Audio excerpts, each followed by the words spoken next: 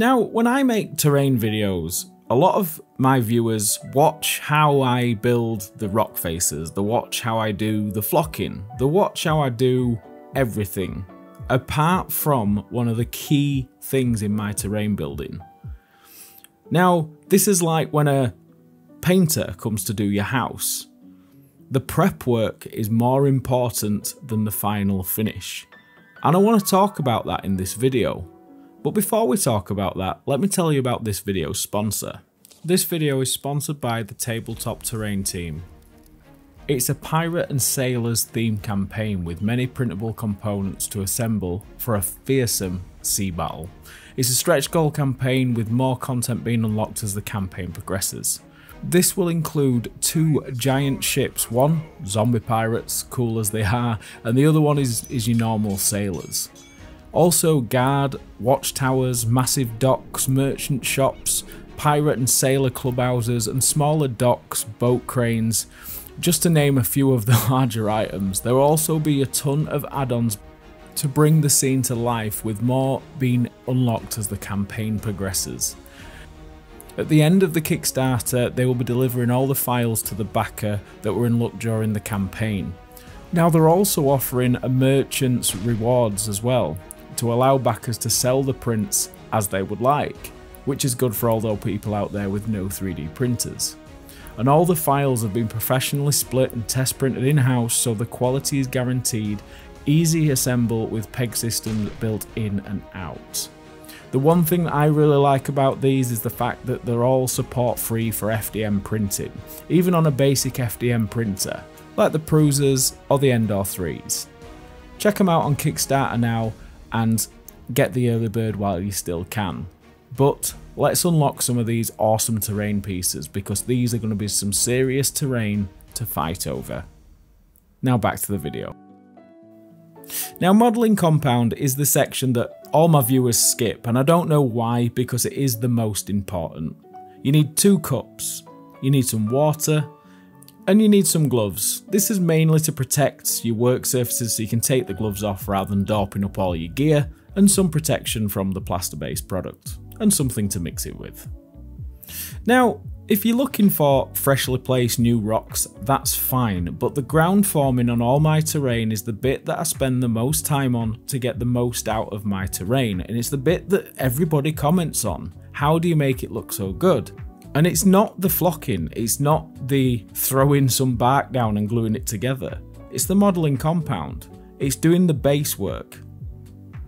Now, mixing modelling compound is 3 parts compound to 1 part water. Make sure you mix this in very small quantities because it is quite fast drying. Now, the consistency you want it is like a very soft clay, so you can almost press a shape into it. That's what I find best for doing your ground formations. Now, the reason you mix it to this sort of consistency is so you can bulk out the landform easily, so it'll hold its shape however you put it. Now, you don't have to be neat or anything at this point, you just need to bulk out the terrain piece and get that sort of landform to a rough shape. And place it, don't be too rough with it, as in you don't want to get it all in your details because that'll cause much work later. But you can place it down as you want it to fill them gaps, but while it's this consistency, you can still sort of shape it. You can start giving it a smoothish finish. You don't have to wait for it to start turning. So get your rough shape and how you want it to look straight away. Now, once it's been left for about 5-10 minutes, depending on the temperature of your room, now's the time to go in there and start smoothing it off.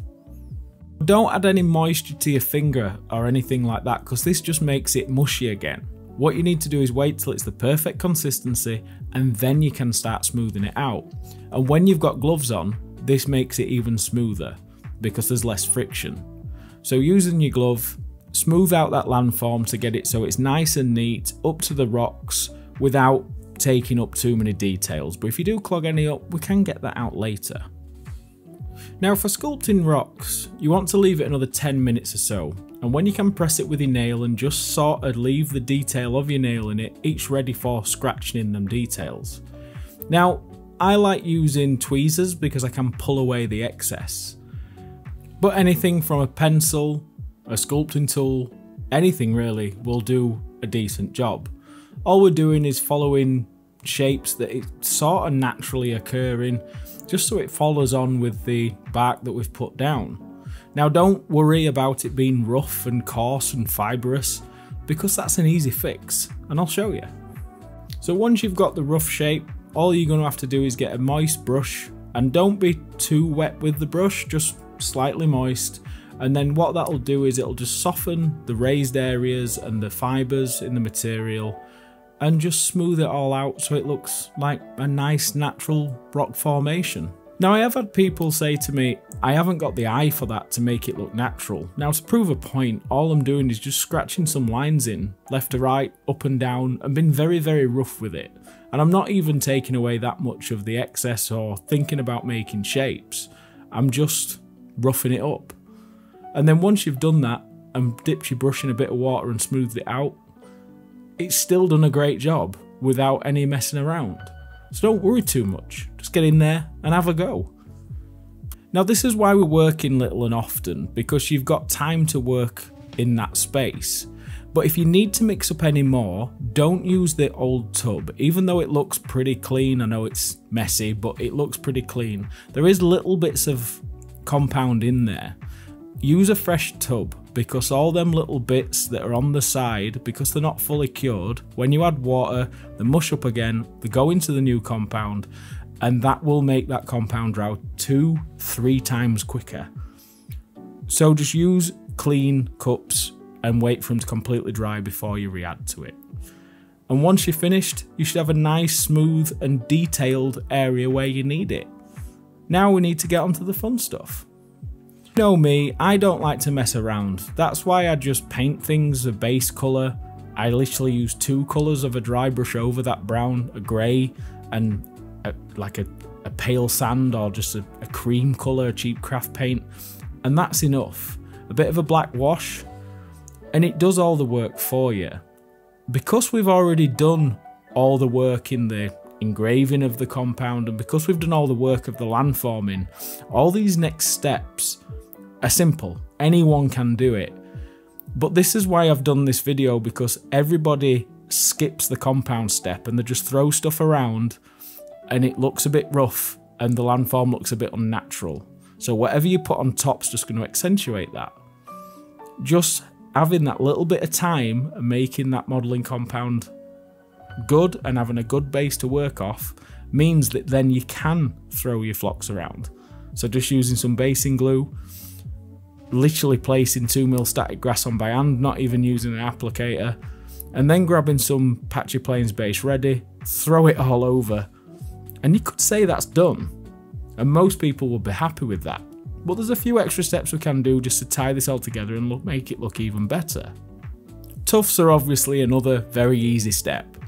We do it to his miniature bases, so why not do it to his terrain? Obviously you don't want to go overboard if you want it to be a playable piece, but with this being a rocky outcrop, you're not going to be putting many models on it. So let's put some tufts around there, let's make it interesting. And just remember, colours, shapes, sizes and variety all add.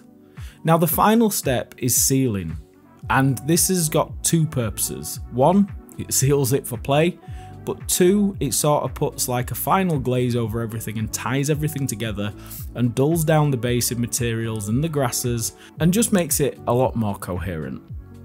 I hope this video has really helped a lot of you guys out, because I get messaged an awful lot saying I can't get my terrain to look as natural as yours, how are you flocking it, how are you doing it? And the realistic way of looking at this is it's all in the prep work. Get that modelling compound looking nice and flowing properly, and then you literally can throw a couple of base readies or a couple of flocks on there and it looks good. It's all in the prep. So guys, I hope you've enjoyed this video and I'll see you again for the next one. Love, love, love.